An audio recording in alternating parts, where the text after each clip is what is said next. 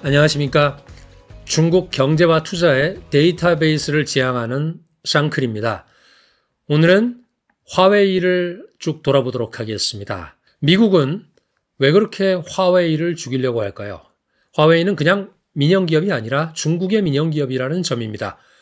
중국의 민영기업 화웨이가 글로벌 시장에서 다수를 점유하고 또 심지어 기술 표준을 제정할 수 있는 그런 위치에까지 올라간다는 것은 미국 입장에서는 대단히 큰 위협으로 느낄 수밖에 없을 겁니다. 1987년에 런정페이 회장이 화웨이를 설립했을 당시에는 무역과 수입 제품 대리 등을 했었지만 1990년대부터 통신 장비를 개발을 합니다.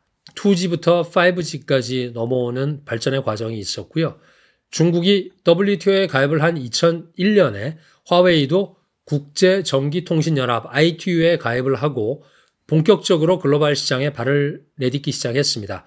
기술적으로 B2B인 통신 사업에서 B2C인 스마트폰으로의 확장은 상당히 합리적인 결정이었던 것 같습니다. 2017년에 화웨이의 5G는 ITU의 표준을 월등히 초과하는 기술력을 바탕으로 해서 최근까지는 170여 개국의 글로벌 30여 개 이상의 통신사와 협력을 하면서 전 세계 3분의 1의 인구에게 서비스를 제공을 하고 있습니다. 미국이 중국을 반드시 찍어 눌러야 되는 이유는 여러 가지가 있겠지만 두 가지로 수렴이 됩니다. 먼저 예상을 뛰어넘고 있는 중국의 경제적인 약진입니다.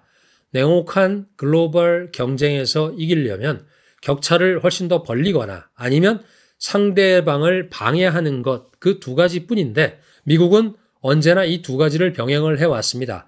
대국 경쟁에서는 절대적인 실력보다는 상대적인 우위가 훨씬 더 중요합니다. 둘째는 맹자의 무국 외환자국 항망이라는, 즉 외부에 적이 없는 나라는 항상 통상 망한다, 이런 말입니다. 이 말처럼 미국은 자국의 정의에 반하는 악을 항상 필요로 했습니다. 소련이 붕괴된 이후에 적수가 전혀 없었던 고독한 챔피언이 9.11로 이라크와 아프가니스탄과 테러와의 전쟁을 하던 그 틈새에서 도왕양회하면서 중국이 역대 최강의 빌런으로 등장을 해 주었습니다. 세계를 구해야 하는 히어로 미국의 지금의 대중 전략은 손자병법에서 얘기하고 있는 살적 일천 자손 800, 즉 적 1000명을 죽이려면 나도 800의 병사가 죽어야 된다, 이 말입니다. 이것이 바로 그들의 전략입니다. 그 서막을 연 것이 2018년에 화웨이라는 그 당시의 듣보잡 기업이었습니다. 글로벌 통신망과 위성, 해저 케이블 등 세계의 모든 정보를 장악해온 미국에게 있어서 중국 기업의 통신 기술과 장비로 연결된 글로벌 인프라 네트워크는 재앙이었을 것입니다. 미국은 2018년 초부터 화웨이를 주시하기 시작했고 그해 말에는 캐나다에 압력을 넣어서 런정페이 회장의 딸이었던 머완조우 당시 부회장이자 그룹의 CFO를 밴쿠버를 경영하던 중에 체포를 했습니다.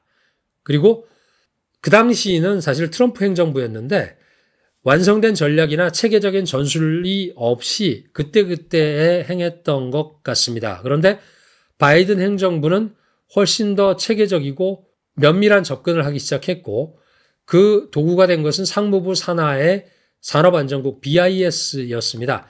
그 BIS의 엔터티 리스트와 블랙리스트를 가지고 반도체 또는 제조 장비, 소재, 소프트웨어 등을 금지를 시켜버립니다. 수출 통제 개혁법 ECRA에 따라서 군민 양용 기술에 대한 상품, 소프트웨어, 기술의 수출 제한이 화웨이를 포함한 중국 기업들에게 시도됩니다. 그리고 화웨이는 미중 기술 전쟁의 핵심적인 위치에 있었던 만큼 화웨이가 중국 공산당 정보와 전혀 관련이 없다고 말할 수는 없겠지만 체제적으로는 사실 화웨이는 민영기업이거든요. 군수기업에 속하지도 않습니다. 하지만 화웨이의 제품 자체는 국가 안보 그리고 강대국의 경쟁과 연결되어 있다고 볼 수 있으며 그래서 단순히 민간기업이라고 보기에도 어려운 이유입니다. 화웨이의 기술은 군민 양용으로 분류될 수도 있고 또 미국이 그래서 화웨이를 압박하는 것도 그다지 이상할 건 없습니다. 화웨이는 2020년에 내부적으로 내부 연구부서를 통폐합해서 2011이라는 실험실을 만들었는데 그 실험실의 설립 목적 자체가 살 수 없는 것은 만든다라는 점을 지난번에도 한번 말씀을 드렸었는데요. 이런 원칙은 모든 사업과 모든 기술 영역에서 확인이 됩니다. 먼저 반도체 제조인데 첨단 반도체 칩을 목구하면서 자체적으로 반도체 제조와 패키징 테스트 분야에까지 진출을 했습니다. 기술 격차는 크지만 대만의 TSMC와 에이스, 즉 1월광이라고 하는 패키징 업체인데 그들과 사실상 경쟁 관계에 들어갔습니다. 두 번째는 반도체 장비 소재 개발입니다. 미국의 제재로 인해서 반도체 장비와 소재를 구매할 수 없게 되자 화웨이가 이것도 역시 자체 개발에 나섭니다. 그리고 운영체제 OS까지도 만들었습니다. 화웨이는 원래 안드로이드, 즉 구글 안드로이드 시스템을 사용했었지만 제재로 안드로이드 생태계에서 강제로 퇴출이 되었고 홍멍, 하모니 OS 시스템을 자체 개발을 합니다. 사실 화웨이는 iOS나 안드로이드 생태계에서 나오겠다 이런 준비가 전혀 안 되어 있었습니다. 또 한 가지 말씀드리고 싶은 게 많은 전문가들이 그 화웨이의 하모니 OS 자체를 스마트폰을 위한 운영 시스템이 아닌가, 체제 아닌가 이렇게 얘기들을 하는데 사실은 다양한 기기, 즉 IoT 디바이스를 연결을 하도록 지원 설계되어서 화웨이의 그 전반적인 기술 생태계를 강화하는데 이 OS의 목적이 있습니다. 화웨이는 또 미국의 제재 속에서도 독자적인 생태계를 구축을 해서 자체적인 기술을 가지고 살아남으려고 노력을 하고 있습니다. 화웨이 본사가 있는 중국 션전, 여기죠.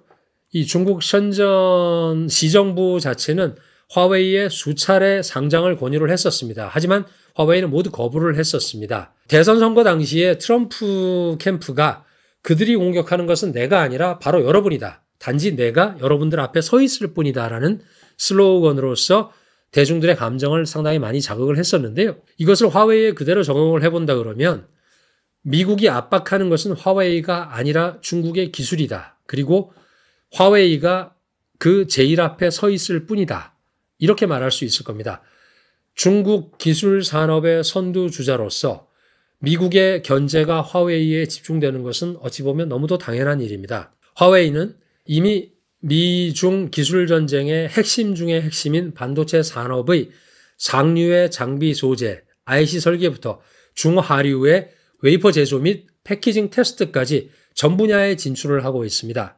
또 사물 인터넷을 목표로 하는 하모니 OS를 중심으로 하드웨어, 소프트웨어를 결합한 풀 생태계를 구축을 하면서 경쟁 국가들, 미국, 유럽, 일본, 한국 등의 리딩 기업들과도 도전을 하고 있습니다. 그것은 아마도 모든 기업들에게 화웨이가 큰 도전이 될 수 있다는 그런 의미가 될 수도 있습니다. 화웨이는 외부에서 줄곧 제기되는 양산 및 수율 문제를 다양한 기술 경로를 탐색을 하면서 극복하고 있으며 또 그 과정에서 지난주에 발표되었었던 화웨이 메이트 70 휴대폰에 들어가 있는 기린 9010 칩도 사실 최고의 미세 공정을 거친 그런 칩은 아닙니다. 5나노도 아니고 7나노도 사실 좀 변형된 형태로 만들고 있죠. 근데 완성도와 성능 측면에서는 아이폰과 경쟁할 가능성을 보여주었다는 것이 현지의 평가입니다. 아까 말씀드린 대로 수차례 상장을 거부했던 이 화웨이가 션전시 정부의 300억 달러에 달하는, 즉 40조에 달하는 시정부 보조금을 받아서 구글 지도에도 잡히지도 않는 어떤 지역에 12인치 웨이퍼 공장, 그리고 국제학교, 고급 주택단지까지 가진 반도체 허브를 만들어서 TSMC 출신의 엔지니어들을 3배 이상의 연봉을 주고 채우겠다고 합니다. 참고로 이 엔지니어들은 2017년에 설립된 우한홍신이라고 하는 회사가 있었는데 이게 7나노 기술이 있다 그러면서 TSMC의 CTO였던 장샹이 2인자였죠. 장샹이조차도 CEO로 영입을 하면서 엄청나게 포커스를 받았던 기업이지만 불과 3년 만에 3조 원을 먹고 사라져버린 역대급 반도체 사기 사건이었습니다. 이게 밖에서는 상당히 좀 중국이 허당이다, 반도체 산업이, 이런 사례로 대표되는 기업이었긴 했는데 이 공장도 짓다 말았고요. 그리고 그 이후에 재판이 진행되면서 관련된 3명의 고졸자 출신의 주요 임원들이 다 체포되었죠. 그리고 지금은 감옥 생활을 하고 있습니다. 어쨌든 중국에게는 전략물자인 석유보다 훨씬 더 중요한 것이 반도체이고 거기서 비용보다 훨씬 더 중요한 것이 시간입니다. 그래서 선전시처럼 화웨이에는 엄청난 막대한 자본을 투입을 하면서 화웨이가 가진 방대한 특허와 기술 그리고 거기에 국가의 지원까지 들어간 이런 변형된 합체된 모델이 새로 만들어진 것은 그 목적은 오직 하나입니다. 미국의 압박으로부터 벗어나려고 하는 것입니다. 최강의 히어로가 다른 세계관을 가진 극강의 빌런을 제거하는 그런 재밌는 어벤져스 영화는 우리가 줄을 서서라도 봤었지만 우리에게 요구되는 현실 속의 줄서기는 참 냉혹하기만 합니다. 그런데 미국은 마가로 무장을 하고 또 중국은 민과 정부, 군대까지 합체를 하면서 변형된 형태로 맞서고 있는데 우리나라 기업들은 나홀로 그것도 규제로 발목은 잡히고 거기다가 중국의 시장과 미국의 마가 정책의 눈치까지 보면서 할 수 있는 게 무엇일까를 생각하게 되는 시점입니다. 오늘의 항로를 마치겠습니다. 감사합니다.